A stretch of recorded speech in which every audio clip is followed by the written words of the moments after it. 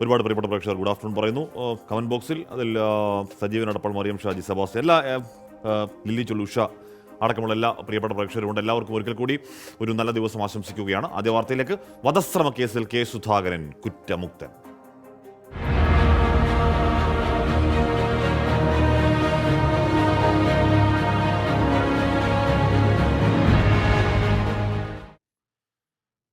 CPIM നേതാവ് VP ജയരാജനെ വെടിവെച്ചു കൊല്ലാൻ ശ്രമിച്ചെന്ന കേസിൽ KPC അധ്യക്ഷൻ കെ സുധാകരൻ കുറ്റമുക്തൻ. കുറ്റപത്രത്തിൽ നിന്ന് ഒഴിവാക്കണമെന്ന് കെ സുധാകരന്റെ ഹർജി ഹൈക്കോടതി അനുവദിച്ചു. കെ സുധാകരനെ ഹൈക്കോടതി പ്രതിപ്പട്ടികയിൽ നിന്നും ഒഴിവാക്കി. ജസ്റ്റിസ് സിയാദ് റഹ്മാന്റെ സിംഗിൾ ബെഞ്ചാണ് കെ സുധാകരനെ കുറ്റവിമുക്തനാക്കി ഉത്തരവിറക്കിയത്. കേസിൽ ഗൂഢാലോചന കുറ്റമാണ് സുധാകരനെതിരെ ചുമത്തിയിരുന്നത്. എന്നാൽ ഇത് തെളിയിക്കുന്നതിനാവശ്യമായ തെളിവുകൾ ഇല്ലെന്ന് ഹൈക്കോടതി നിരീക്ഷിച്ചു. കേസിൽ 1ഉം 2ഉം പ്രതികളായ പേട്ട ദിനേശൻ, വിക്രം ചാലിൽ ശശി എന്നിവരെ ആദ്യം ആന്ധ്രയിലെ വിചാരണ കോടതി ശിക്ഷിച്ചെങ്കിലും മേൽക്കോടതി കുറ്റവിമുക്തരാക്കിയിരുന്നു. നിരപരാധിത്വം ബോധ്യപ്പെട്ടതിൽ സന്തോഷമെന്നായിരുന്നു കെ സുധാകരന്റെ പ്രതികരണം. ഇല്ലാത്ത കുറ്റത്തിന് പ്രതിയാക്കി, എന്നെ ഒരു ക്രിമിനൽ ലീഡറാക്കി, എന്നെ രാഷ്ട്രീയത്തിൽ നശിപ്പിക്കാൻ ശ്രമിച്ച ഇടതുപക്ഷത്തിൻ്റെയും BJPയുടെയും രാഷ്ട്രീയ നയങ്ങൾ, ആ നയങ്ങൾക്കെതിരെയുള്ള തിരിച്ചടിയാണ് ഇന്നത്തെ കോടതിയുടെ വിധി. പ്രതികൾക്ക് തന്നോട് നേരിട്ട് വിരോധമില്ലെന്നും ഗൂഢാലോചന നടത്തിയത് കെ സുധാകരൻ തന്നെയെന്നും EP ജയരാജൻ പ്രതികരിച്ചു. സർക്കാർ അപ്പീൽ നൽകണമെന്നും താനും നിയമ നടപടി സ്വീകരിക്കുമെന്നും EP ജയരാജൻ. ഈ കേസ് കുറ്റവാളികൾ ശിക്ഷിക്കപ്പെടണം. ഇനി സുപ്രീം കോടതിയുണ്ട്. കേരള ഗവൺമെന്റിനോട് ഞാൻ അഭ്യർത്ഥിക്കുന്നത് സുപ്രീം കോടതിയിൽ അപ്പീൽ ഫയൽ ചെയ്യണം. നിയമപരമായ നടപടികൾ ഞാനും സ്വീകരിക്കാൻ ഉദ്ദേശിക്കുകയാണ്. കാരണം സുധാകരൻ പലപ്പോഴും രക്ഷപ്പെട്ടിട്ടുള്ള ആളാണ്. 2016 കേസിൽ കുറ്റവിമുക്തനാക്കണമെന്നാവശ്യപ്പെട്ട് കെ സുധാകരൻ ഹൈക്കോടതിയെ സമീപിച്ചത്. 1995 ഏപ്രിൽ 12 ട്രെയിൻ യാത്രക്കിടെയാണ് EPക്കെതിരെ വധശ്രമമുണ്ടായത്. തിരുവനന്തപുരത്ത് താമസിച്ച കെ സുധാകരൻ ജയരാജനെ കൊലപ്പെടുത്താൻ ഗൂഢാലോചന നടത്തിയെന്നായിരുന്നു കേസ്. എസ് ശ്രീകാന്ത്, 24, കൊച്ചി. രാകേഷും റോഷം ഒരു പ്രധാനപ്പെട്ട കാര്യം പറയുന്നത്, ഹാഷ്മി, ഇന്ന് റോഡിൽ കാണുന്ന ട്രെൻഡാണ് കുട്ടികളെ സ്കൂട്ടറിന്റെ ബൈക്കിന്റെ നടുവിൽ നിർത്തിക്കൊണ്ട് യാത്ര ചെയ്യുന്നത്. ഇതിന് നല്ല ഒരു ബോധവൽക്കരണം നൽകാനുള്ള നടപടി വേണം. അപകടം നടന്നിട്ട് മാത്രം പറഞ്ഞിട്ട് കാര്യമില്ല. വളരെ ശരിയായ കാര്യമാണ്. നമ്മൾ റോഡിൽ പോകുമ്പോൾ പലപ്പോഴും ഒരു പേടിയോടുകൂടി കാണുന്നതാണ് കുഞ്ഞുങ്ങളെ നടുക്കിങ്ങനെ നിർത്തി അപ്പുറം യാത്ര ചെയ്യുന്നത്. ശരിയാണ് പറഞ്ഞത്. പെരിയാറിൽ മീനുകളുടെ കൂട്ടക്കുരുതി.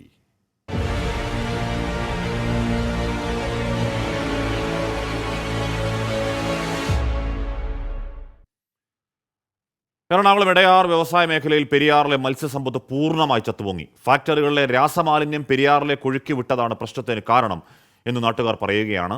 കുഫോസിലെ വിദഗ്ധരെത്തി നടത്തിയ പരിശോധനയിൽ പെരിയാറിൽ ഓക്സിജന്റെ അളവ് അപകടനിലയ്ക്കും താഴെ എന്നാണ് കണ്ടെത്തൽ. ചത്തുപൊങ്ങിയ മീനുകളെ മാർക്കറ്റിൽ വിൽക്കാൻ ശ്രമിച്ച മത്സ്യവില്പന കേന്ദ്രം ആരോഗ്യ വിഭാഗം പൂട്ടിച്ചു.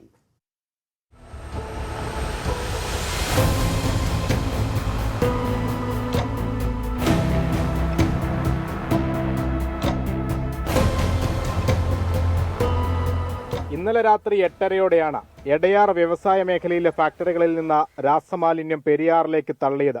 തൊട്ടുപിന്നാലെ മീനുകൾ ചത്തുപൊങ്ങി.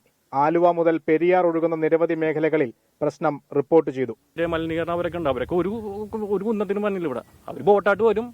നല്ല വെള്ളമുള്ള സമയത്ത് അവർ എടുത്തു നോക്കും. ആ കുഴപ്പമില്ലെന്ന് പോകും. ഇവരെല്ലാം കൂടെ ഒത്താശല്ലേ. ഇപ്പം എന്ത് പറയാൻ പറ്റും? നമ്മളിൽ തന്നെ നമ്മുടെ ഗതികേട്. പെരിയാറിൽ ഓക്സിജന്റെ അളവ് അപകടനിലയ്ക്കും താഴെയെന്ന് കുഫോസ് വിദഗ്ധർ നടത്തിയ പരിശോധനയിൽ കണ്ടെത്തി. ഓക്സിജന്റെ അളവ് ഭയങ്കര കുറവാണ്. ഞങ്ങൾ ഓക്സിജൻ നോക്കുമ്പം ഇപ്പം 2 ppm, അതായത് മില്ലിഗ്രാം പെർ ലിറ്റർ, ഭയങ്കര കുറവാണ്. മീനിനൊന്നും ജീവിക്കാൻ വരെ പറ്റില്ല. മത്സ്യകർഷകർക്ക് ലക്ഷങ്ങളുടെ നാശനഷ്ടമാണ് ഉണ്ടായത്.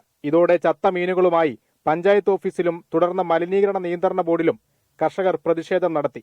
ഈ മത്സ്യം വിറ്റ് ഇവർക്ക് ലോണുകളും കാര്യങ്ങളും തിരിച്ചടക്കാമെന്നുള്ള കർഷകരും ഒത്തിരിയുണ്ട്.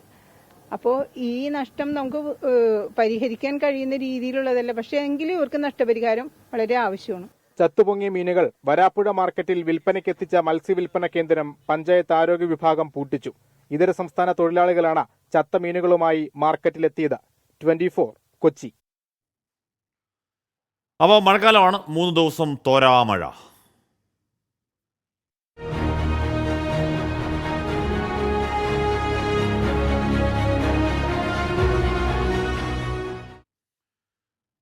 സംസ്ഥാനത്തെ 3 നാൾ കൂടി അതിശക്തമായ മഴ തുടരുമെന്നാണ് കേന്ദ്ര കാലാവസ്ഥാ വകുപ്പിൻ്റെ മുന്നറിയിപ്പ്. അടുത്ത 3 ദിവസം 14 ജില്ലകളാണ് മഴ മുന്നറിയിപ്പ്. പത്തനംതിട്ട, ഇടുക്കി ജില്ലകളിൽ നാളെ റെഡ് അലർട്ടാണ്. ഇടുക്കി, പാലക്കാട് ജില്ലകളിൽ വ്യാഴാഴ്ച വരെയാണ് റെഡ് അലർട്ട്. 6 ജില്ലകൾക്ക് യെല്ലോ അലർട്ടും ഉണ്ട്. എന്ന് പറഞ്ഞാൽ മധ്യ കേരളത്തിലും തെക്കൻ കേരളത്തിലും മഴ കനക്കുമെന്നാണ് അർത്ഥം. തിരുവനന്തപുരം പോത്തൻകോട് വീടിൻ്റെ ചുമരിടിഞ്ഞ് വീണ് വീട്ടമ്മയ്ക്ക് ദാരുണാന്ത്യം. കേരള തീരത്ത് മത്സ്യബന്ധനത്തിന് ഏർപ്പെടുത്തിയ വിലക്ക് തുടരും. മഴ തകർത്തു പെയ്ത തിരുവനന്തപുരത്ത് മഴക്കെടുതിയിൽ ഒരു മരണം കൂടി. പോത്തൻകോട് വീടിന്റെ ചുമരിടിഞ്ഞു വീണ് വീട്ടമ്മ മരിച്ചു. പോത്തൻകോട് ഇടത്തറ സ്വദേശി ശ്രീകലയാണ് മരിച്ചത്. രാവിലെ 9:30 മഴയിൽ കുതിർന്നിരുന്ന പഴയ വീടിന്റെ ചുമർ ഇടിഞ്ഞു വീഴുകയായിരുന്നു. വിറകെടുക്കാൻ ഇറങ്ങിയപ്പോഴാണ് അപകടം. ബംഗാൾ ഉൾക്കടലിനു പുറമെ അറബിക്കടലിൽ വടക്കൻ കേരള തീരത്തും ചക്രവാത ചുഴി നിലനിൽക്കുന്നതിനാൽ അടുത്ത 3 ദിവസം കൂടി സംസ്ഥാനത്ത് ശക്തമായ മഴ തുടരുമെന്നാണ് മുന്നറിയിപ്പ്. തെക്കൻ കേരളത്തിലും മധ്യ കേരളത്തിലും മഴ കനക്കും. മഴ മാറി നിൽക്കുന്നതോടെ തിരുവനന്തപുരം നഗരത്തിലെ വെള്ളക്കെട്ടിന് ശമനമുണ്ട്. എന്നാൽ ചാല ഉൾപ്പെടെയുള്ള പ്രദേശങ്ങളിൽ വെള്ളം പൂർണ്ണമായി ഇറങ്ങിയിട്ടില്ല. മഴ വീണ്ടും ശക്തി പ്രാപിച്ചാൽ നഗരം വെള്ളക്കെട്ടിലാവുമെന്ന ആശങ്ക നിലനിൽക്കുന്നു. നഗരത്തിലെ വെള്ളക്കെട്ടിനു പരിഹാരം കാണുന്നതിനായി ജില്ലയുടെ ചുമതലയുള്ള മന്ത്രി വി ശിവൻകുട്ടിയുടെ നേതൃത്വത്തിൽ യോഗം ചേർന്നു. ജില്ലാ കളക്ടർ അടക്കമുള്ള ഉദ്യോഗസ്ഥർ ജില്ലയിലെ സാഹചര്യം വിലയിരുത്തി. ഈ റോഡിന്റെ നിർമ്മാണം അതുപോലുള്ള കാര്യങ്ങൾ ഒരു ഡേറ്റ് നമ്മൾ ഉദ്യോഗസ്ഥന്മാർ പറയുന്നതിന്റെ അടിസ്ഥാനത്തിൽ നമുക്കൊരു ഡേറ്റ് നമ്മൾ നിശ്ചയിക്കുന്നു. ആ സമയത്ത് ഒരു പ്രതികൂല കാലാവസ്ഥ വന്നു കഴിഞ്ഞാൽ സ്വാഭാവികമായിട്ട് മാറിപ്പോവില്ല. ഒന്ന്, ഭാരതപ്പുഴയിൽ തൃത്താല വെള്ളിയാങ്കല്ല് റെഗുലേറ്ററിന്റെ 5 ഷട്ടറുകൾ ഉയർത്തി. പുഴയിൽ ജലനിരപ്പ് വർദ്ധിച്ചതിനാലാണ് 50 സെന്റിമീറ്റർ വീതം ഷട്ടറുകൾ ഉയർത്തിയത്. പുഴയുടെ തീരത്ത് താമസിക്കുന്നവർക്ക് ജാഗ്രതാ നിർദ്ദേശം നൽകിയിട്ടുണ്ട്.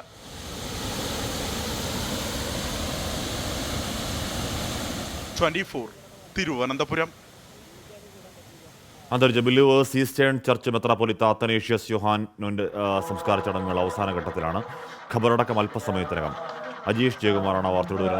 അജീഷ്, എങ്ങനെയാണ് വിശ്വാസികൾ അദ്ദേഹത്തിന് യാത്രയയപ്പ് നൽകുന്നത്? കശ്മീർ 6 പതിറ്റാണ്ട് നീണ്ട ആത്മീയ യാത്രയ്ക്ക് ഇവിടെ വിരാമമാവുകയാണ്. പൊതുദർശനത്തിന് ശേഷം ഭൗതിക ശരീരം അദ്ദേഹം തിരുവല്ലയുടെ സഭാ ആസ്ഥാനത്തുള്ള സെന്റ് തോമസ് ചടങ്ങുകളാണ് ഇപ്പോൾ നടക്കുന്നത്. അദ്ദേഹത്തിന്റെ കുടുംബാംഗങ്ങളുണ്ട്. അദ്ദേഹം സ്ഥാപിച്ച സഭയുടെ ഇന്ത്യക്കകത്ത് അദ്ദേഹത്തിന്റെ ഈ ആത്മീയ യാത്രയ്ക്കൊപ്പം നിന്ന ഒരുപാട് അദ്ദേഹത്തെ അവസാന യാത്രയാക്കുന്ന ആ ചടങ്ങാണ് ഇപ്പോൾ പുരോഗമിക്കുന്നത്. അദ്ദേഹത്തിന്റെ ആഗ്രഹപ്രകാരമായിരുന്നു തിരുവല്ലയിലെ സഭാ ആസ്ഥാനത്തുള്ള ഈ സെന്ററിൽ അന്തിയുറങ്ങണമെന്നത്. അത് പ്രകാരമാണ് തിരുവല്ലയിലെ സഭാ ആസ്ഥാനത്തിൽ നടക്കുന്നത്. രാവിലെ ഒരുപാട് ആളുകൾ അദ്ദേഹത്തിന് അന്ത്യവിരുന്നു. സിനിമാ മേഖലയിലെ പ്രവർത്തകരുണ്ടായിരുന്നു, വൈദികരുണ്ടായിരുന്നു, രാഷ്ട്രീയ സാമൂഹിക രംഗത്തെ പ്രമുഖരുണ്ടായിരുന്നു. ഒപ്പം പല സംസ്ഥാനങ്ങളുടെ ഈ ബിലീവേഴ്സ് ഈസ്റ്റേൺ ചർച്ച് പരമാധ്യക്ഷൻ മൊറാൻമോർ അത്തനേഷ്യസ് യോഹാൻ പ്രഥമൻ മെത്രാപ്പൊലീത്തയ്ക്കാണ് ഇപ്പോൾ വിശ്വാസികൾ കണ്ണീരോടെ യാത്രയപ്പ് നൽകുന്നത്. Niranam saint Thomas believers eastern ചർച്ചിൽ ഞായറാഴ്ച വൈകിട്ടോടെയാണ് ഭൗതിക ശരീരം എത്തിച്ചത്. അവിടെ നിന്ന് പ്രത്യേക ശുശ്രൂഷകൾ നടന്നിരുന്നു. ബിലീവേഴ്സ് ഈസ്റ്റേൺ ചർച്ച് കേരളം അധിപതിരാസനം സഹായമെത്തുന്ന വേണ്ടി മാത്യൂസ് മോർ സിൽവാനിയോസ് അടക്കമുള്ളവർ അന്നോടെ പങ്കെടുത്തതാണ്. ഇപ്പോൾ വിശ്വാസികൾ യാത്രയപ്പ് നൽകുകയാണ്. ഇപ്പോൾ ദർശനത്തിനൊക്കെ 100 കണക്കിന് വിശ്വാസികൾ അദ്ദേഹത്തെ ഒരു നോക്ക് കാണാൻ അങ്ങോട്ടേക്ക് എത്തിയിരുന്നു. ഒരു ഖബറടക്ക ചടങ്ങുകൾ കുറച്ച് നേരത്തെ തുടങ്ങിയതാണ്. ഇപ്പോഴാണ് അതിൻ്റെ പൂർത്തീകരണത്തിലേക്ക് പോകുന്നത്.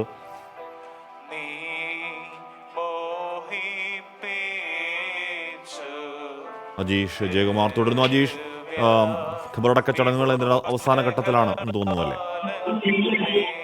അവസാന ഘട്ടത്തിലാണ് ഖബറടക്ക ചടങ്ങുകൾ. ആഗ്രഹപ്രകാരം തിരുവല്ലയിലെ സഭാ ആസ്ഥാനത്തുള്ള സെന്റ് തോമസ് ചർച്ച് കത്തീഡ്രലിലാണ് അദ്ദേഹത്തിന്റെ ഖബറടക്ക ചടങ്ങുകൾ ഇപ്പോൾ പുരോഗമിച്ചുകൊണ്ടിരിക്കുന്നത്. അദ്ദേഹം സ്ഥാപിച്ച സഭയുടെ ഇന്ത്യക്കകത്തും പുറത്തുമുള്ള ഒരുപാട് വൈദികരുണ്ട്. അദ്ദേഹത്തിന്റെ കുടുംബാംഗങ്ങളുണ്ട്, ഭാര്യ വിസയിലുണ്ട്. അദ്ദേഹത്തിന്റെ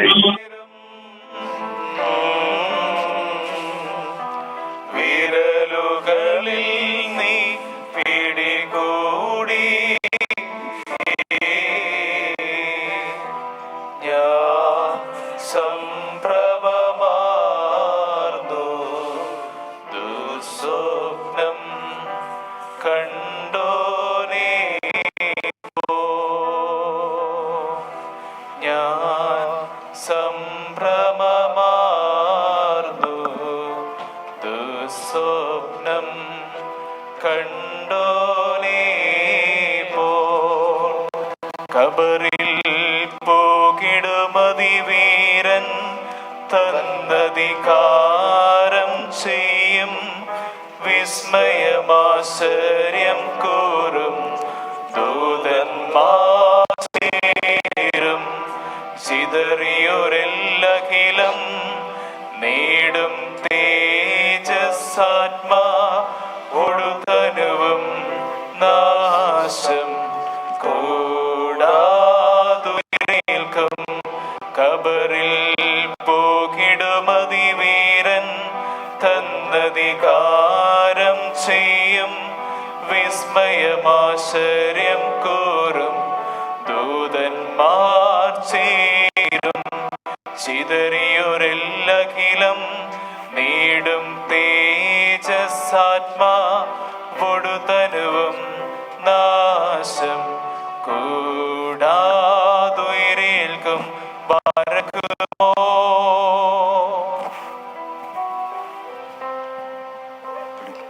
നമുക്ക് കർത്താവിൻ്റെ ഭവനത്തിലേക്ക് പോകാമെന്നവർ എന്നോട് പറഞ്ഞപ്പോൾ ഞാൻ സന്തോഷിച്ചു. യെരുശലേമേ, എൻ്റെ കാലുകൾ നിന്റെ വാതിലുകളിൽ നിൽക്കുകയായിരുന്നു. പാറും സോദരരെ ചേർക്കുക നാഥാ നിൻ സ്ലീബാ ചിറകിൽ അത്യുന്നതനാം മണവാള സ്തുതിയെ ദേവം ചൊല്ലി സ്തുതിപാടും നിങ്ങൾ. പരമാധ്യക്ഷൻ മോറാൻ മോറത്തനീഷ്യസ് യോഹാൻ മെത്രാപ്പോലീത്തയ്ക്ക് വിശ്വാസികൾ വിടചൊല്ലുകയാണ്. രാവിലെ 11 തിരുവല്ലയിലെ സഭാസ്ഥാനത്ത് പൊതുദർശനം. രാവിലെ 9 മണിയുടെ പൊതുദർശനത്തിൽ ആയിരങ്ങൾ, നൂറുകണക്കിന് വിശ്വാസികൾ അങ്ങോട്ടേക്ക് എത്തിയിരുന്നു. സംസ്കാര ശുശ്രൂഷകൾ അവസാന ഘട്ടത്തിലാണ്. വിശ്വാസികൾ കണ്ണീരോടെയാണ് അദ്ദേഹത്തെ യാത്ര അയക്കുന്നത്. അജീഷ് ജയകുമാറാണ് ആ വാർത്തയുടെ വിവരങ്ങൾ നൽകിയത്. സംസ്ഥാനത്ത് 3 ദിവസം കൂടി അതിശക്ത മഴ തുടരും. ഇന്നത്തെ റെഡ് അലർട്ട് പിൻവലിച്ചു. പത്തനംതിട്ട, ഇടുക്കി ജില്ലകളിൽ നാളെ റെഡ് അലർട്ടാണ്. അടുത്ത 3 ദിവസം 14 ജില്ലകളിൽ മഴ മുന്നറിയിപ്പ്. അലക്സ് റാം മുഹമ്മദാണ് അതിൻ്റെ വിവരങ്ങളുമായി ഒരിക്കൽ കൂടി ചേരുന്നത്. അലക്സ്, അപ്പോൾ ഇന്നും ഇന്നലെയും ഒക്കെ കാണുന്ന ഒരു മഴ അന്തരീക്ഷം വരും ദിവസങ്ങളിൽ കുറച്ചുകൂടി കനത്ത് തുടരും, അങ്ങനെയാണ് പ്രവചനം അല്ലേ? ഹാഷ്മി, തീർച്ചയായും അതിന്റെ പ്രധാനപ്പെട്ട കാരണമായി കേന്ദ്ര കാലാവസ്ഥാ വകുപ്പ് പറയുന്നത് ഈ ബംഗാൾ ഉൾക്കടലിൽ തെക്കൻ തമിഴ്നാട് തീരത്ത് നിലനിൽക്കുന്ന ചക്രവാത ചുഴിക്ക് പുറമെ അറബിക്കടലിൽ വടക്കൻ കേരള തീരത്തും മറ്റൊരു ചക്രവാത ചുഴി കൂടി നിലവിൽ നിലനിൽക്കുന്നുണ്ട്. ഇതിന്റെ സ്വാധീനം സംസ്ഥാനത്ത് ഉണ്ടാകുമെന്നാണ് കേന്ദ്ര കാലാവസ്ഥാ വകുപ്പ് പ്രവചിക്കുന്നത്. അടുത്ത 3 ദിവസം കൂടി അതിശക്തമായ മഴ തുടരുമെന്ന് കേന്ദ്ര കാലാവസ്ഥാ വകുപ്പ് പ്രവചിക്കുന്നുണ്ട്. പക്ഷേ ഇന്ന് സംസ്ഥാനത്ത് 3 ജില്ലകളിൽ റെഡ് അലർട്ട് നേരത്തെ പ്രഖ്യാപിച്ചിരുന്നു. ആ റെഡ് അലർട്ട് ഇന്ന് പിൻവലിച്ചിട്ടുണ്ടെന്നുള്ളതാണ് ഏറ്റവും പ്രധാനപ്പെട്ട കാര്യം. പക്ഷേ അടുത്ത 3 ദിവസവും 14 ജില്ലകളിലും മഴ മുന്നറിയിപ്പുണ്ട് എന്നുള്ളതാണ് ഏറ്റവും പ്രധാനപ്പെട്ട മറ്റൊരു കാര്യം. തിരുവനന്തപുരം, കൊല്ലം, പത്തനംതിട്ട, ആലപ്പുഴ, കോട്ടയം, എറണാകുളം, ഇടുക്കി, തൃശൂർ ജില്ലകളിൽ ഇന്ന് ഓറഞ്ച് അലർട്ട് പ്രഖ്യാപിച്ചിട്ടുണ്ട്. ബാക്കി 6 ജില്ലകളിൽ ഇന്ന് യെല്ലോ മുന്നറിയിപ്പ് നൽകിയിട്ടുണ്ട്. പത്തനംതിട്ട, ഇടുക്കി ജില്ലകളിൽ നാളെ റെഡ് അലർട്ട് ഉണ്ടെന്നുള്ളതാണ് ഏറ്റവും പ്രധാനം. അതിതീവ്ര മഴയ്ക്കുള്ള സാധ്യത മലയോര ജില്ലകളിൽ നിലനിൽക്കുന്നുണ്ട്. ഇടുക്കി, പാലക്കാട് ജില്ലകളിൽ വ്യാഴാഴ്ചയും അതിതീവ്ര മഴയ്ക്കുള്ള സാധ്യതാ മുന്നറിയിപ്പായി റെഡ് അലർട്ട് പ്രഖ്യാപിച്ചിട്ടുണ്ട്. ഞാൻ നേരത്തെ സൂചിപ്പിച്ചതുപോലെ മലയോര മേഖലയിൽ കർശനമായ ജാഗ്രത തുടരേണ്ടതുണ്ട് എന്നാണ് ദുരന്ത നിവാരണ അതോറിറ്റി ആവർത്തിച്ച് വ്യക്തമാക്കുന്നത്. ഈ മഴയുടെ പ്രത്യേകത അത് മണിക്കൂറുകളോളം നിന്ന് പെയ്യുന്ന മഴയല്ല, പക്ഷേ നിന്ന് പെയ്യുന്ന സമയം അത്രയും അതിതീവ്രമായി പെയ്യുന്ന മഴയാണ്. അതിലേറ്റവും പ്രധാനം ഈ മലവെള്ളപ്പാച്ചിൽ പോലുള്ളവ മിന്നൽ, പ്രളയം, വെള്ളപ്പൊക്കം, വെള്ളക്കെട്ടൊക്കെ ഉണ്ടാകാൻ ഏറ്റവും പെട്ടെന്ന് സാധ്യതയുള്ള ഒരു കാലാവസ്ഥാ സ്ഥിതിയാണത്. അതിനാൽ കർശനമായ ജാഗ്രത പൊതുജനങ്ങളും സർക്കാർ സംവിധാനങ്ങളും പുലർത്തണമെന്ന് ദുരന്ത നിവാരണ അതോറിറ്റി ആവർത്തിച്ച് വ്യക്തമാക്കുന്നുണ്ട്. തീരവുമായി ബന്ധപ്പെട്ട് പ്രധാനപ്പെട്ട ജാഗ്രതാ നിർദ്ദേശം നിലനിൽക്കുന്നുണ്ട്. കേരള തീരത്ത് മത്സ്യബന്ധനത്തിന് വിലക്കുണ്ട്. കാരണം ആ ചക്രവാത ചുഴിയുടെ സ്വാധീനമുള്ളത് കൊണ്ട് തന്നെ കടലിൽ ശക്തമായ കാറ്റിനും മോശം കാലാവസ്ഥയ്ക്കും സാധ്യതയുണ്ടെന്നാണ് കേന്ദ്ര കാലാവസ്ഥാ വകുപ്പ് അറിയിക്കുന്നത്. കേരള തീരത്ത് നിന്ന് ഇനിയൊരു അറിയിപ്പുണ്ടാകുന്നതുവരെ കടലിൽ പോകുന്നതിന് വിലക്ക് ഏർപ്പെടുത്തിയിട്ടുണ്ട്. ഒപ്പം കേരള തീരത്തും തെക്കൻ തമിഴ്നാട് തീരത്തും ഉയർന്ന തിരമാലയ്ക്കും കടലാക്രമണത്തിനും സാധ്യതയുള്ളതിനാൽ മത്സ്യത്തൊഴിലാളികളും തീരദേശവാസികളും ജാഗ്രത പാലിക്കണം എന്നുകൂടി അറിയിക്കുന്നു. അലക്സ് റാം മുഹമ്മദാണ് വാർത്തയുടെ വിവരങ്ങൾ നൽകിയത്. അപ്പം കനത്ത മഴ, കാറ്റ്, മഴക്കെടുതിയൊക്കെ അന്തരീക്ഷമാണ്. അപ്പോൾ പ്രിയപ്പെട്ട പ്രേക്ഷകർ സൂക്ഷിക്കണം. അതോടൊപ്പം മത്സ്യബന്ധനത്തിന് കടലിൽ പോകരുത് എന്നതാണ് കൃത്യമായി പറയുന്ന മുന്നറിയിപ്പ്. ഇപ്പോൾ ഒരു ദിവസം കടലിൽ പോകാതിരുന്നാൽ ഉണ്ടാകുന്ന ബുദ്ധിമുട്ടൊക്കെ അറിയാമെങ്കിലും ആ മുന്നറിയിപ്പ് പരമാവധി മുഖവിലേക്ക് എടുക്കണം മത്സ്യത്തൊഴിലാളി സഹോദരന്മാർ എന്നുകൂടി അഭ്യർത്ഥിക്കുകയാണ്. കോഴിക്കോട് കുറ്റിക്കാട്ടൂരിൽ യുവാവ് ഷോക്കേറ്റ് മരിച്ച സംഭവത്തിൽ സർവീസ് വയറിലും കടയിലെ വയറിങ്ങിലും ചോർച്ച എന്ന് KSEBിയുടെ കണ്ടെത്തൽ. തലേ ദിവസം പകൽ ഉദ്യോഗസ്ഥർ നടത്തിയ പരിശോധനയിൽ ലീക്കുള്ളതായി കണ്ടെത്തിയിരുന്നില്ലെന്ന് KSEB ഉദ്യോഗസ്ഥർ പറയുന്നു. ഉദ്യോഗസ്ഥരെ അടക്കം മൊഴി രേഖപ്പെടുത്തിയ ശേഷം വിശദ റിപ്പോർട്ട് വൈദ്യുതി മന്ത്രിക്ക് കൈമാറും.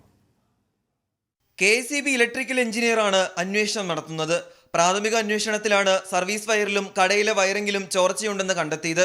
മഴയത്ത് സർവീസ് വയർ തകര ഷീറ്റിൽ തട്ടിയതോടെ തൂണിലേക്ക് വൈദ്യുതി പ്രവഹിക്കാൻ സാധ്യതയുണ്ട്. കടയുടെ പുറത്ത് ബൾബ് ഉണ്ടായിരുന്നു. ഇതിനായി വലിച്ച വയറിലെ ചോർച്ചയിലൂടെയും തൂണിലേക്ക് വൈദ്യുതി എത്തിയെന്നും സംശയമുണ്ട്. കടയുടമയുടെ പരാതിയിൽ തലേന്ന് ഉദ്യോഗസ്ഥർ പരിശോധന നടത്തിയെങ്കിലും ലീക്കുള്ളതായി കണ്ടെത്തിയിരുന്നില്ല. നിലവിൽ ഒരു ഉദ്യോഗസ്ഥന്റെ മൊഴിയാണ് രേഖപ്പെടുത്തിയത്. കോവൂർ KSEB സെക്ഷനിലെ ബാക്കിയുള്ളവരുടെ മൊഴി കൂടി രേഖപ്പെടുത്തിയ ശേഷമാകും വിശദമായ റിപ്പോർട്ട് വൈദ്യുതി മന്ത്രിക്ക് കൈമാറുക. രാഹുൽ സുരേഷ്, 24 കോഴിക്കോട്. തോമസ് ജോർജ് പറയുന്നു, ഹാഷ്മി, KSRTC യാത്രക്കാരുടെ ബാഗ് കീറി പോക്കറ്റടി വളരെ കൂടുതലായി നടക്കുന്നു. സ്ത്രീകളാണ് ഇരകൾ. കഴിഞ്ഞ ആഴ്ച എൻ്റെ പെങ്ങളുടെ 25,000 രൂപ ചാലക്കുടി കോട്ടയം റൂട്ടിൽ, ഇന്നലെ മറ്റൊരു സ്ത്രീയുടെ 25,000 പോയി എന്നൊക്കെ പറയുകയാണ്. സാധാരണ ഈ നമ്മുടെ ഗൂഗിൾ പേ ഒക്കെ വന്നപ്പോഴത്തേക്ക് പോക്കറ്റ് എടുക്കാരുടെ കഞ്ഞൂടി മുട്ടി എന്നൊക്കെ കേട്ടതാണ്. അങ്ങനെയൊന്നും അല്ല, പോക്കറ്റ് എടുക്കാർ ഇഷ്ടംപോലെ ഉണ്ട് എന്ന് പറയുകയാണ് തോമസ് ജോർജ് നമ്മുടെ കമന്റ് ബോക്സിൽ. Welcome back. പ്രിയപ്പെട്ട പ്രേക്ഷകർ, ഇപ്പോൾ വരുന്നൊരു വാർത്ത എന്താണെന്ന് അറിയോ? വെള്ളറടയിൽ ആരോഗ്യ പ്രവർത്തനം മർദ്ദിച്ച് 2 പേർ പിടിയിൽ. രോഗിയുടെ പ്ലാസ്റ്റർ ഇളകി മാറി എന്നാരോപിച്ച് നഴ്സിംഗ് അസിസ്റ്റന്റിനെ മർദ്ദിച്ചവരാണ് പിടിയിലായത്. വെള്ളറട കരിമ്പടം കോളനിയിലെ നിഷാദ്, കിളിയൂർ സ്വദേശി ശ്യാം എന്നിവരെയാണ് മാരായമുട്ടത്തുനിന്ന് പോലീസ് പിടികൂടിയത് എന്നൊരു വാർത്ത ഇപ്പോൾ വരുന്നുണ്ട്. അവയവക്കടത്തിൽ പ്രത്യേക സംഘം.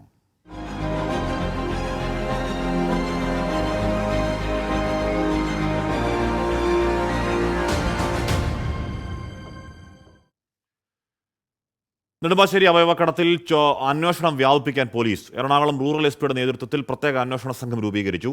പ്രതി സാബിത്ത് നാസർ ഇറാനിലേക്ക് കൊണ്ടുപോയ പാലക്കാട് സ്വദേശി ഷമീർ ബാങ്കോക്കിലാണെന്ന് സൂചന കിട്ടി. അവയവക്കടത്തിന്റെ പ്രധാന കണ്ണി ഹൈദരാബാദിലെന്ന് പ്രതി സാബിത്ത് മൊഴി നൽകി. ഹൈദരാബാദ് കേന്ദ്രീകരിച്ചുള്ള അവയവക്കടത്ത് സംഘത്തിന്റെ ഭാഗമാണ് സാബിത്ത് എന്ന് പോലീസ് കണ്ടെത്തിയിട്ടുണ്ട്. അന്വേഷണം അവിടേക്ക് വ്യാപിപ്പിക്കാനാണ് നീക്കം. എറണാകുളം റൂറൽ SP വൈഭവ് സക്സേനയുടെ നേതൃത്വത്തിലുള്ള സംഘത്തിനാണ് അന്വേഷണ ചുമതല.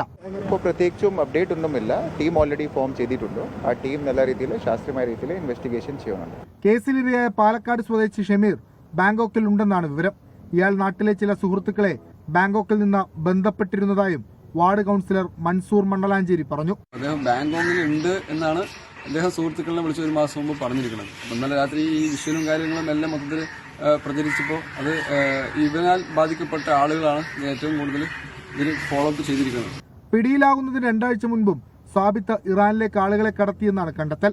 അവയവം നഷ്ടമായവരെ കണ്ടെത്താനും പോലീസ് അന്വേഷണം ആരംഭിച്ചു.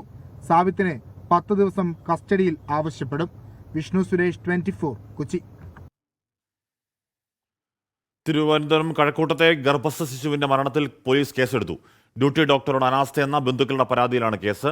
മൃതദേഹം വിട്ടു നൽകുന്നത് വൈകിയെന്നാരോപിച്ച് തിരുവനന്തപുരം മെഡിക്കൽ കോളേജിന് മുന്നിൽ ശവപ്പെട്ടിയുമായി ബന്ധുക്കൾ പ്രതിഷേധിച്ചു.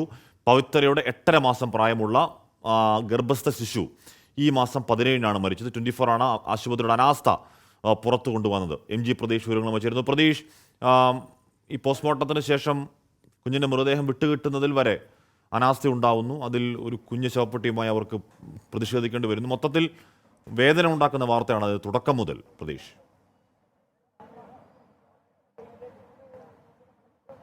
ഹാഷ്മി, തീർച്ചയായും കുഞ്ഞിന്റെ മൃതദേഹം കിട്ടുന്നതിൽ ഇപ്പോഴും ഒരു അനിശ്ചിതത്വം തുടരുകയാണ്. ഞാനിപ്പോൾ നിൽക്കുന്നത് തിരുവനന്തപുരം മെഡിക്കൽ കോളേജ് മോർച്ചറിയിലാണ്. അല്പസമയം മുമ്പ് ഈ കുഞ്ഞിന്റെ ഓട്ടോപ്സി നടപടികൾ തുടങ്ങിയെന്നതായിരുന്നു ആദ്യഘട്ടത്തിൽ ലഭിച്ചിരുന്ന വിവരം. പക്ഷേ ഇപ്പോൾ അറിയാൻ കഴിയുന്നത് ഈ നടപടിക്രമങ്ങൾ തുടങ്ങിയിട്ടില്ല എന്നതാണ്. കാരണം ആദ്യം ചികിത്സ നടത്തിയിരുന്നത് തൈക്കാട് ആശുപത്രിയിലായിരുന്നു. അവിടെ വെച്ചാണ് ഒരു അനാസ്ഥ സംഭവിച്ചതായി കുടുംബം ആരോപിച്ചത്. അവിടെ നിന്നുള്ള ചില ചികിത്സാ രേഖകൾ കൂടി കിട്ടിയാൽ മാത്രമേ ഓട്ടോപ്സി നടപടികൾ തുടരാൻ കഴിയൂ എന്നതാണ് നിലവിൽ ഇപ്പോൾ ഈ മോർച്ചറിയിൽ നിന്നുള്ള ഡോക്ടർമാർ അടക്കം അറിയിക്കുന്ന കാര്യം. അതുകൊണ്ട് തന്നെ ഈ വീട്ടുകാർ, കുടുംബം, മാതാവ്, പിതാവ് അടക്കം വലിയ പ്രതിഷേധത്തിലാണ് നിലവിൽ. ഇന്ന് അല്പസമയം മുമ്പാണ് ഈ കുഞ്ഞിന്റെ ശവപ്പെട്ടിയുമായി പിതാവ് തിരുവനന്തപുരം മെഡിക്കൽ കോളേജ് മോർച്ചറിക്ക് മുന്നിൽ പ്രതിഷേധവുമായി എത്തിയത്. 17-ാം തീയതിയാണ് ഈ കുഞ്ഞ് മരിച്ച് കുഞ്ഞിനെ ശസ്ത്രക്രിയയിലൂടെ പുറത്തെടുക്കുന്നത്. ഈ 17-ാം തീയതി കഴിഞ്ഞ് ഇന്ന് 21-ാം തീയതി ആയിട്ടും ഈ മൃതദേഹം ഇതുവരെയും വിട്ടുകൊടുത്തില്ല. അതുകൊണ്ടാണ് ഒരു പ്രതിഷേധവുമായി തന്നെ ഈ ബന്ധുക്കൾ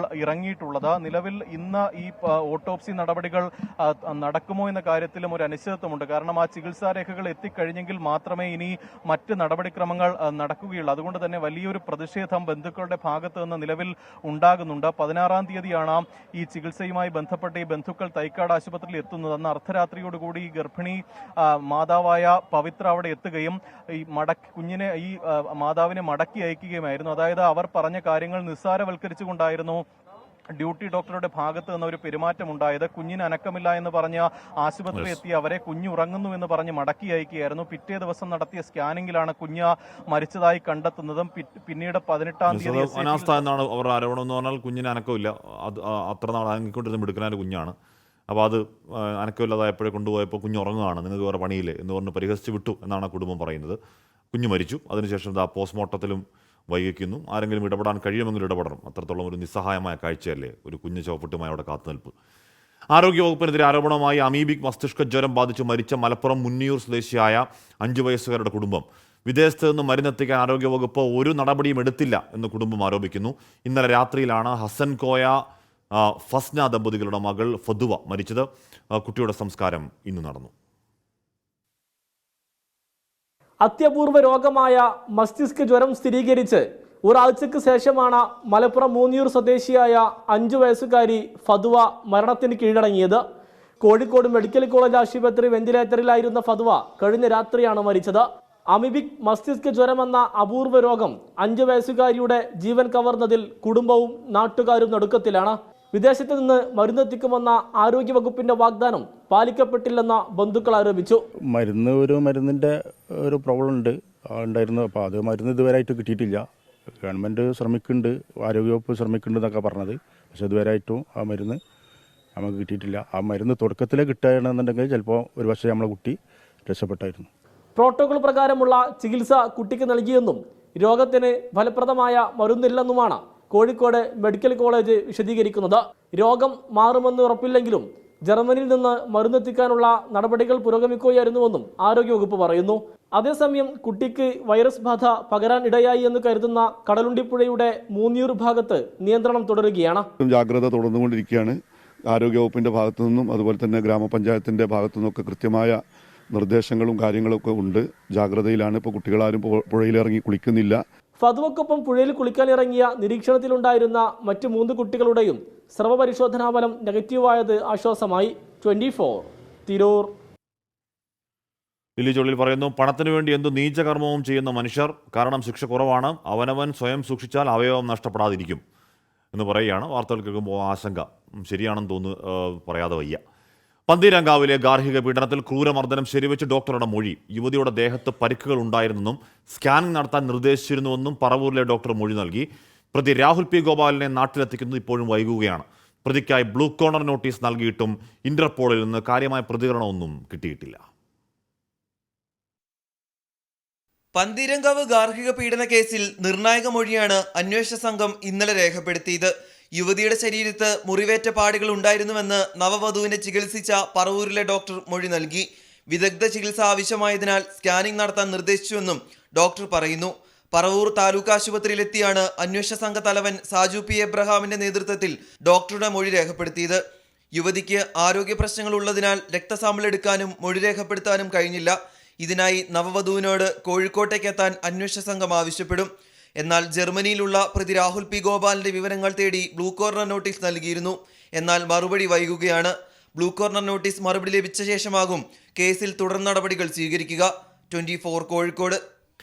അന്ന് നമ്മൾ പറഞ്ഞാണ്, അന്ന് എന്താണ് കൺമുന്നിലുണ്ടായിരുന്ന കയ്യിൽ അപ്പോൾ തന്നെ കസ്റ്റഡിയിൽ എടുക്കാവുന്ന ഒരു പ്രതിക്ക് എല്ലാവിധ സൗകര്യങ്ങളും വിദേശത്തേക്ക് കടക്കാൻ ഒരുക്കി കൊടുത്തിട്ട് പിന്നെ ഈ ബ്ലൂ കോർണർ റെഡ് കോർണർ എന്നൊക്കെ പറയുന്ന വലിയ കഥയുണ്ടോ എന്ന് ചോദിച്ചതാണ്. നമുക്ക് കാത്തിരുന്ന് കാണാം ജർമ്മനിയിൽ നിന്ന് ഈ രാഹുൽ പി ഗോപാൽ തിരികെ നാട്ടിലേക്ക് എത്തുമോ എന്ന്. കേരളത്തിൽ നിന്നുള്ള ആദ്യ ഹജ്ജ് സംഘം ജിദ്ദയിലെത്തി. ജിദ്ദ വിമാനത്താവളത്തിൽ ഹജ്ജ് മിഷൻ പ്രതിനിധികളും സാമൂഹിക പ്രവർത്തകരും തീർത്ഥാടകരെ സ്വീകരിച്ചു. നടപടിക്രമങ്ങൾ പൂർത്തിയാക്കി തീർത്ഥാടകർ ബസ് മാർഗം മക്കയിലേക്ക് പുറപ്പെട്ടു. 166 തീർത്ഥാടകരാണ് ആദ്യ സംഘത്തിൽ ഉള്ളത്. കേരളത്തിൽ നിന്നുള്ള ആദ്യത്തെ ഹജ്ജ് വിമാനം അല്പം മുമ്പാണ് മക്കയിൽ എത്തിച്ചേർന്നത്. മക്കയിൽ അസീസിയയിലാണ് ഇവർക്ക് താമസ സൗകര്യം ഒരുക്കിയിരിക്കുന്നത്. ഇവർക്ക് വളരെ ഊഷ്മളമായ വരവേൽപ്പാണ് മക്കയിൽ തീർത്ഥാടകർക്ക് ഈ ലഭിച്ചുകൊണ്ടിരിക്കുന്നത്. വിവിധ മലയാളി സംഘടനകൾ KMCC, RSC, ICF, Navodaya, OICC, തനിമ തുടങ്ങി വിവിധ സംഘടനകളുടെ നേതൃത്വത്തിൽ വെൽക്കം കിറ്റും മറ്റും നൽകിക്കൊണ്ട് വളരെ ഊഷ്മളമായ സ്വീകരണമാണ് ഇവർക്ക് മക്കയിൽ ലഭിച്ചുകൊണ്ടിരിക്കുന്നത്. 166 തീർത്ഥാടകരാണ് ഇന്ന് ആദ്യ വിമാനത്തിൽ മക്കയിലെത്തിയിരിക്കുന്നത്. 3 വിമാനങ്ങളിലായി ഏതാണ്ട് 500ഓളം തീർത്ഥാടകരാണ് ആദ്യ ദിവസം കരിപ്പൂരിൽ നിന്നും മലയാളി തീർത്ഥാടകർ മക്കയിലേക്ക് വരുന്നത്. ഏതാനും നമ്മോടൊപ്പം ഏതാനും തീർത്ഥാടകർ ചേരുകയാണ്. അൽഹംദുലില്ലാ ഫ്ലൈറ്റ് 1 മണിക്കൂർ ഡിലേ ആയി. ആ ഒരു പ്രശ്നം മാത്രമേ ഉണ്ടായിട്ടുള്ളൂ. ബാക്കി എല്ലാ ഭാഗത്തുനിന്നും എയർ ഇന്ത്യയുടെ ഭാഗത്തുനിന്നും അതുപോലെ തന്നെ എയർപോർട്ട് അതോറിറ്റിയുടെ ഭാഗത്തുനിന്നും എല്ലാവിധ സജ്ജീകരണം വളരെ ആക്റ്റീവായിട്ടാണ് നമ്മുടെ ഗവൺമെന്റ്, കേരള ഗവൺമെന്റ് ആയാലും ശരി കേന്ദ്ര ഗവൺമെന്റ് ആയാലും നമുക്ക് എല്ലാ കാര്യങ്ങളും ചെയ്തു തരുന്നത്. ഇവിടെ വന്നപ്പോൾ അൽഹംദുലില്ലാ അതിലേറെ സന്ദോഷമായി. KNCC, ICF, RSC അതുപോലെ തന്നെ ഇടതുപക്ഷ പ്രസ്ഥാനമായ അവരുടെ സംഘടന എല്ലാവരുടെയും പേരെടുത്ത് പറയാൻ എനിക്ക് ഓർമ്മയില്ല. അതേപോലെ വിക്കായ എല്ലാവരും നമ്മുടെ അതിഥികളെ സ്വീകരിക്കാൻ വളരെയധികം റാഹത്തോടെ ഞങ്ങൾ ഇവിടെ എത്തിച്ചേർന്ന് അൽഹംദുലില്ലാ ഇനി ഇബാദത്ത് ചെയ്യാനുള്ള തൗഫീഖ് അള്ളാഹു ഞങ്ങൾ ലഭിക്കാൻ വേണ്ടി എല്ലാവരും പ്രാർത്ഥിക്കണം. എത്രയാണ് പറയാനുള്ളത്. ദുആ അസ്സലാമു അലൈക്കും. ഏതായാലും മക്കയിൽ അസീസയിലാണ് ഇവർ താമസിക്കുന്നത്. ഇന്ത്യയിൽ നിന്നുള്ള ഭൂരിഭാഗം തീർത്ഥാടകരും അസീസയിലാണ് താമസിക്കുക. ഹജ്ജ് കർമ്മങ്ങൾ പൂർത്തിയാകുന്നത് വരെ ഇവർ മക്കയിൽ തന്നെയായിരിക്കും. ഹജ്ജ് കർമ്മങ്ങൾ അവസാനിച്ച ശേഷം 8 ദിവസത്തെ മദീന സന്ദർശനത്തിനായി മദീനയിലേക്ക് പോകും. അതിനുശേഷം ജിദ്ദയിൽ ഇറങ്ങുന്ന തീർത്ഥാടകർ മദീനയിൽ നിന്ന് മദീന സന്ദർശനം പൂർത്തിയാക്കിയ ശേഷം മദീനയിൽ നിന്നായിരിക്കും ഇവരുടെ നാട്ടിലേക്കുള്ള മടക്കയാത്ര. മക്കയിൽ നിന്നും ജലീൽ കണമംഗലം, 24. ഷാജി പൊയ്കൽ പറയുന്നു, ആഷ്മി കഴിഞ്ഞ ഞായറാഴ്ച എൻ്റെ കൂട്ടുകാരൻ നജീബിൻ്റെ മകന് 2 പവനോളം വരുന്ന മാല ചാരിമൂട് വിഭജിക ഓഡിറ്റോറിയത്തിൽ വെച്ച് നഷ്ടപ്പെട്ടു. ഇതുവരെ കിട്ടിയിട്ടില്ല. ഒന്ന് പറയണേ, മനസ്സ് മാറി ആരെങ്കിലും കിട്ടിയാൽ കൊടുത്തേക്കണേ. മുഖ്യമന്ത്രി പിണറായി വിജയന്റെ വിദേശയാത്ര സ്വന്തം ചെലവിൽ നിന്ന് സർക്കാർ. യാത്രയ്ക്കായി സർക്കാർ ഖജനാവിൽ നിന്ന് പണം ചെലവാക്കിയിട്ടില്ലെന്ന് വിവരാവകാശ രേഖയിൽ വ്യക്തമാക്കി. സ്വകാര്യ ആവശ്യത്തിനുള്ള യാത്ര ആയതിനാൽ സർക്കാർ ഉദ്യോഗസ്ഥരോ സുരക്ഷാ ഉദ്യോഗസ്ഥരോ ഒപ്പം ഉണ്ടായിരുന്നില്ല. മന്ത്രിമാരായ PA മുഹമ്മദ് റിയാസ്, ഗണേഷ് കുമാർ എന്നിവരുടെ യാത്രയും സ്വകാര്യ ചെലവിലാണെന്നും സർക്കാർ വ്യക്തമാക്കി. ഈ മാസം 6-നായിരുന്നു മുഖ്യമന്ത്രിയും കുടുംബവും വിദേശയാത്രയ്ക്ക് പുറപ്പെട്ടത്. നെടുമ്പാശ്ശേരിയിൽ നിന്ന് ദുബായിലേക്കും അവിടെ നിന്ന് ഇന്തോനേഷ്യ, സിംഗപ്പൂർ എന്നിവിടങ്ങളിലേക്കുമായിരുന്നു യാത്ര. കേരളത്തിൽ വോട്ടെടുപ്പ് കഴിഞ്ഞതിന് തൊട്ടു പിന്നാലെയുള്ള മുഖ്യമന്ത്രിയുടെ യാത്ര വിമർശനങ്ങൾക്കും ആരോപണങ്ങൾക്കും വഴിവെച്ചിരുന്നു. പിന്നാലെ ഈ മാസം 18-ന് മുഖ്യമന്ത്രിയും കുടുംബവും തിരികെയുമെത്തി. ഈ യാത്ര സ്വന്തം ചെലവിലായിരുന്നുവെന്നാണ് പൊതുഭരണ വകുപ്പിന്റെ വിവരാവകാശ മറുപടി. സ്വകാര്യ യാത്രയായിരുന്നതിനാൽ സർക്കാർ ഖജനാവിൽ നിന്ന് പണം ചിലവാക്കിയിട്ടില്ല. സുരക്ഷാ ഉദ്യോഗസ്ഥരോ സർക്കാർ ഉദ്യോഗസ്ഥരോ ഒപ്പമുണ്ടായിരുന്നില്ല. സ്വന്തം കയ്യിൽ നിന്ന് കാശ് ചെലവാക്കിയിട്ടാണ് മുഖ്യമന്ത്രിയും കുടുംബവും ഇന്തോനേഷ്യ, സിംഗപ്പൂർ, ദുബായ് ഒക്കെ പോയത് എന്ന് പറയുമ്പോൾ പോകുന്ന സമയത്ത് ഒരു പത്രസമ്മേളനം നടത്തിയോ ഒരു പത്രക്കുറിപ്പിലൂടെയോ ജനങ്ങളോട് ഈ സംഗതി വെളിപ്പെടുത്തി പോയിരുന്നുവെങ്കിൽ കേരളത്തിലെ ഈ മുഖ്യമന്ത്രിയുടെ യാത്ര ഇത്രയും ഭൂകമ്പം ഉണ്ടാക്കുമായിരുന്നില്ല എന്നാണ് തോന്നുന്നത്. മന്ത്രിമാരായ PA മുഹമ്മദ് റിയാസ്, ഗണേഷ് കുമാർ എന്നിവർ നടത്തിയ യാത്രകൾക്കെതിരെയും വിമർശനങ്ങൾ ഉയർന്നിരുന്നു. എന്നാൽ മന്ത്രിമാർ നടത്തിയ യാത്രകൾ സ്വകാര്യ ചെലവിൽ തന്നെയായിരുന്നുവെന്നാണ് പൊതുഭരണ വകുപ്പിന്റെ മറുപടി. Vineetha VG, 24, Kochi. Welcome back. പ്രിയപ്പെട്ട പ്രേക്ഷകർ, ഇവിടെ അരുൺജി മുട്ര പറയുകയാണ്, മോഹൻലാൽ വിസ്മയങ്ങൾ ഒരിക്കലും അവസാനിക്കാത്ത ഒരു ഖനിയാണെന്ന് രഞ്ജി പണിക്കർ പറഞ്ഞത് എത്രയോ ശരിയാണ്. എത്ര വേഷങ്ങൾ, എത്ര ഭാവഭേദങ്ങൾ, ഒറ്റവാക്കിൽ പറഞ്ഞാൽ അനന്തമജ്ഞാതം, അവർണ്ണനീയം എന്ന് പറയുകയാണ്. ശരിയാണ്. ലോക്സഭാ തെരഞ്ഞെടുപ്പ് വാർത്തകളിലേക്ക്. ICL FinCorp 24 ഇലക്ഷൻ സമർപ്പിക്കുന്നത് ICL FinCorp, the intelligent choice.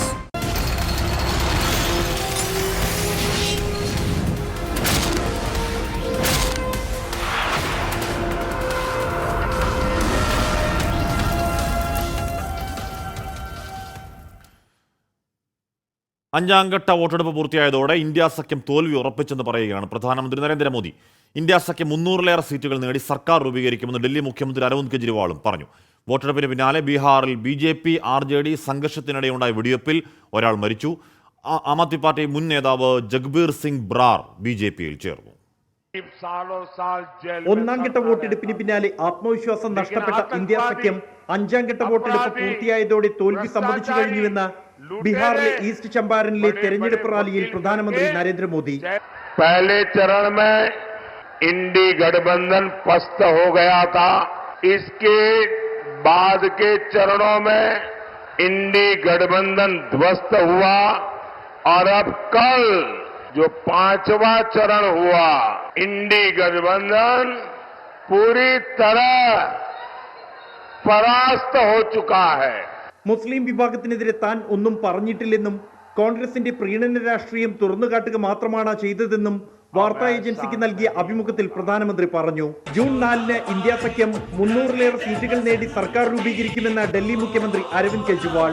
Aam Aadmi പാർട്ടിക്ക് വോട്ട് ചെയ്തവരെ പാകിസ്ഥാനികൾ എന്ന് വിളിച്ച് അധിക്ഷേപിച്ച ആഭ്യന്തരമന്ത്രി അമിത്ഷാ പ്രധാനമന്ത്രിയാകില്ലെന്നും കെജ്രിവാൾ പറഞ്ഞു. मैं उनसे पूछना चाहता हूं, दिल्ली के लोगों ने हमें 62 सीट 56% वोट शेयर देके सरकार बनाई है, क्या दिल्ली के लोग पाकिस्तानी हैं? पंजाब के लोगों ने हमें 117 में से 92 सीट्स देके सरकार बनाई है, क्या पंजाब के लोग पाकिस्तानी हैं? गुजरात के लोगों ने हमें 14% वोट दिया, क्या गुजरात के भी लोग पाकिस्तानी हैं? ഇന്നലെ നടന്ന വോട്ടെടുപ്പിന് പിന്നാലെ ബീഹാറിലെ ചപ്രയിൽ BJP RJD പ്രവർത്തകർ തമ്മിൽ ഏറ്റുമുട്ടി. സംഘർഷത്തിനിടെയുണ്ടായ വെടിവെപ്പിൽ ഒരാൾ മരിച്ചു, നിരവധി പേർക്ക് പരിക്കേറ്റു. തെരഞ്ഞെടുപ്പ് പ്രചാരണത്തിൽ സഹകരിക്കാത്തതിൽ മുൻ കേന്ദ്രമന്ത്രിയും MP-യുമായ ജയന്ത് സിൻഹയിൽ നിന്നും BJP വിശദീകരണം തേടി. 24 ഡൽഹി. ഇപ്പോൾ വരുന്നൊരു വാർത്ത, കൂണ് കഴിച്ചതിന് പിന്നാലെ ദേഹാസ്വാസ്ഥ്യം എന്നുള്ളതാണ്. കോഴിക്കോട് നാദാപുരത്ത് ഒരു കുടുംബത്തിലെ 4 പേർക്കാണ് ഈ ദേഹാസ്വാസ്ഥ്യം. വാരിക്കോട് സ്വദേശി പൊക്കനും കുടുംബാംഗങ്ങൾക്കുമാണ്. ഇന്നലെ രാത്രിയാണ് കൂണ് കഴിച്ചത്. 4 പേരും കല്ലാച്ചിയിലെ സ്വകാര്യ ആശുപത്രിയിൽ ചികിത്സ തേടി എന്ന് പറയുകയാണ്. ബ്രിട്ടീഷുകാർ കൈയടക്കിയ ഭൂമി 224 വർഷങ്ങൾക്ക് ശേഷം ഉടമകൾക്ക് തിരികെ നൽകാൻ സംസ്ഥാന സർക്കാർ ഉത്തരവ്. മലപ്പുറം ഏറനാട്ടെ 36.49 ഏക്കർ സത്രം ഭൂമിയാണ് ഉടമകൾക്ക് തിരികെ നൽകാൻ റവന്യൂ വകുപ്പ് ഉത്തരവിട്ടത്. പഴശ്ശിരാജ്യവുമായി ചേർന്ന് സമരം ചെയ്ത മഞ്ചേരി അത്തൻകുട്ടി കുരുക്കളുടേതായിരുന്നു ഭൂമി. 24 എക്സ്ക്ലൂസീവ്.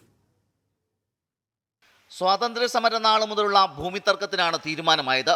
പഴശ്ശിരാജയുമായി ചേർന്ന് ബ്രിട്ടീഷുകാർക്കെതിരെ യുദ്ധം ചെയ്ത മഞ്ചേരി അത്തൻകുട്ടി കുരുക്കളുടെ ഭൂമി അദ്ദേഹത്തെ വധിച്ച ശേഷം ബ്രിട്ടീഷുകാർ കൈയടക്കുകയായിരുന്നു.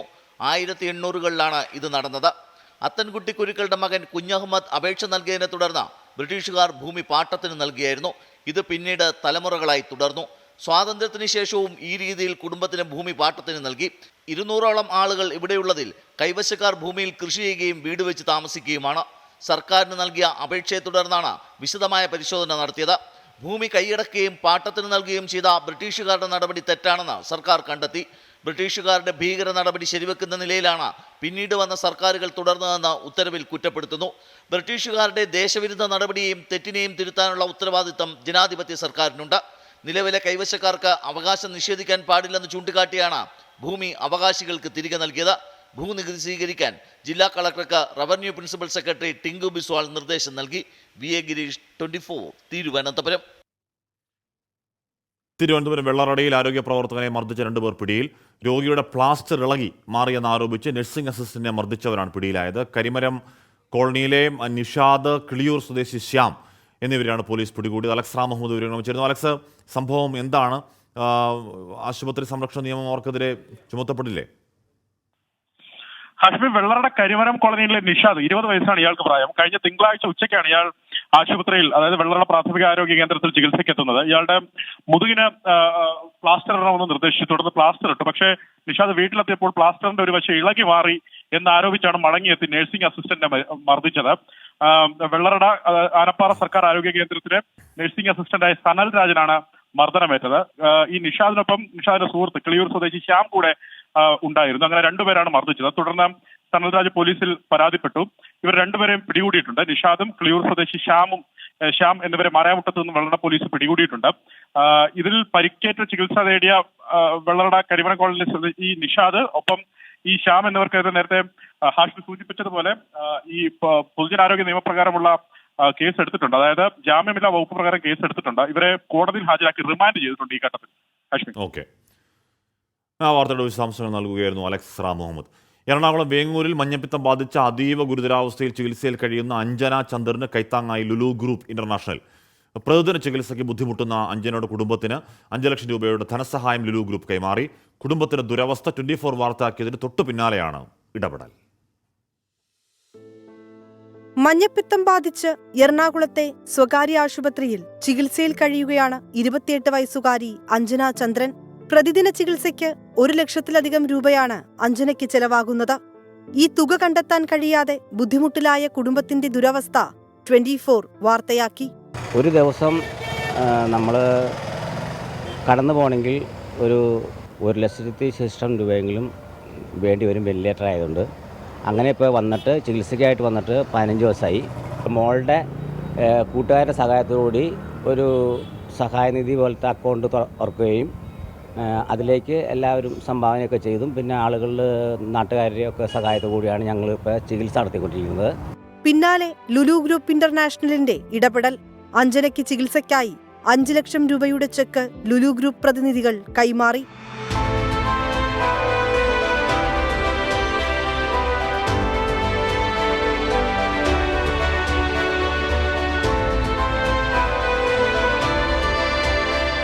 വലിയൊരു സഹായമാണ് ലുലു മാളുടെ ഗ്രൂപ്പിൻ്റെ ഭാഗത്തു നിന്ന് ഉണ്ടായിരിക്കുന്നത്. നാട്ടുകാരും മറ്റുള്ള ആൾക്കാരൊക്കെ ഞങ്ങളെ സഹായിച്ചു. അതിലും വലിയൊരു സഹായമാണ് മറ്റേ ലുലു മാൾ ഗ്രൂപ്പിൻ്റെ ഭാഗത്തു നിന്ന് ഉണ്ടായിരിക്കുന്നത്. മകളുടെ ആരോഗ്യനില ഇപ്പം ഇന്നലെ മുതൽ മഞ്ഞപ്പിത്തം പതുക്കെ കുറഞ്ഞു വരുന്നുണ്ട്. ആശ്വാസത്തിനുള്ള വക ഡോക്ടർമാർ പറഞ്ഞു തുടങ്ങി. 2-3 മാസം വരെ എങ്ങനെ കഴിഞ്ഞു പോകുന്നുള്ള വിഷമത്തിലായിരുന്നു. അതിന് വലിയൊരു ആശ്വാസമാണ് ഞങ്ങൾക്കിപ്പോൾ കിട്ടിയേക്കുന്നത്. ഞങ്ങളതിൽ നന്ദി പറയുന്നു എല്ലാവരോടും, 24നോടും അതുപോലെ ലുലു മാളിലെ ആളുകളോടും ഞങ്ങൾ നന്ദി പറയുന്നു. എറണാകുളത്തെ സ്വകാര്യ ആശുപത്രിയിൽ തീവ്രപരിചരണ വിഭാഗത്തിൽ ചികിത്സയിലാണ് അഞ്ജന. ഒരാഴ്ചയായി വെന്റിലേറ്ററിന്റെ സഹായത്തോടെയായിരുന്നു ജീവൻ നിലനിർത്തിയിരുന്നത്. അഞ്ജനയുടെ ആരോഗ്യനിലയിൽ ആശാവഹമായ പുരോഗതിയുണ്ട്. 24 കൊച്ചി.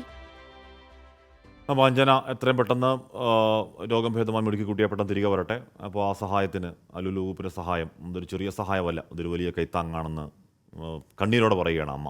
2024 JEE മെയിൻ ഫലത്തിൽ പാലാ ബ്രില്യൻ സ്റ്റഡി സെന്ററിന് സമ്പൂർണ്ണാധിപത്യം. ആർക്കിടെക്ചറിലും പ്ലാനിങ്ങിലും ബ്രില്യനിലെ വിദ്യാർത്ഥികൾ 1ാം റാങ്കുകൾ സ്വന്തമാക്കി.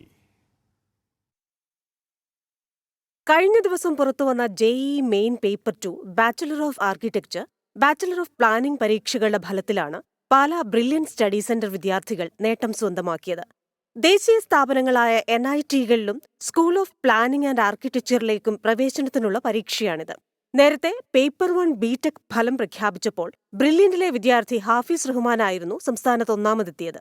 ബി പ്ലാനിംഗിൽ S രാജ്കൃഷ്ണ ദേശീയതലത്തിൽ 13ാം റാങ്കോടെ കേരളത്തിൽ ഒന്നാമനായി. BArcൽ അഖിലേന്ത്യാ തലത്തിൽ 43ാം റാങ്കും കേരള ഫസ്റ്റും ബ്രില്യന്റിലെ ദേവ് പോൾ ജോയി കരസ്ഥമാക്കി. അഖിലേന്ത്യാ തലത്തിൽ 47ാം റാങ്ക് നേടി A അശ്വിൻ, 55ാം റാങ്കിൽ ലീസ അഗസ്റ്റിൻ, 68ാം റാങ്ക് നേടി A നിഹാൽ മുഹമ്മദ്, 81ാം റാങ്കുമായി നിരഞ്ജൻ ആർ തുടങ്ങിയ വിദ്യാർത്ഥികളും അഭിമാന നേട്ടത്തിന് അർഹരായി. BArcന് ദേശീയതലത്തിൽ ബ്രില്യന്റിലെ 24 വിദ്യാർത്ഥികളും ബി പ്ലാനിംഗിൽ 19 വിദ്യാർത്ഥികളും ആദ്യ 1000 റാങ്കിനുള്ളിൽ ഇടം പിടിച്ചു. ഇതോടെ JEE മെയിൻ 2024 എല്ലാ പേപ്പറിലും സംസ്ഥാന തലത്തിൽ 1ാം സ്ഥാനം അലങ്കരിക്കുന്നത് പാലാ ബ്രില്യൻ സ്റ്റഡി സെന്ററിലെ വിദ്യാർത്ഥികളായി മാറി. 24 കോട്ടയം. ഇപ്പോഴത്തെ കാലാവസ്ഥ കാണാം. ഇപ്പോഴത്തെ കാലാവസ്ഥ സമർപ്പിക്കുന്നത് Berger paints 100 years of trust.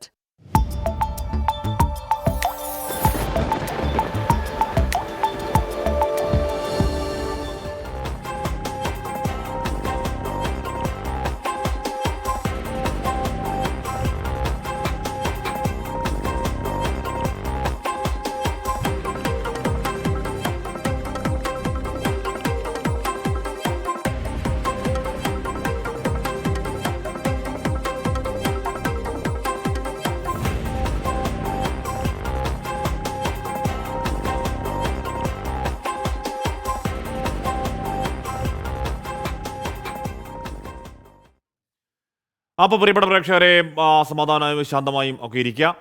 തൽക്കാലം നമ്മുടെ വാർത്താ യാത്ര, ഉച്ചവാർത്താ യാത്ര പൂർണ്ണമാവുന്നു.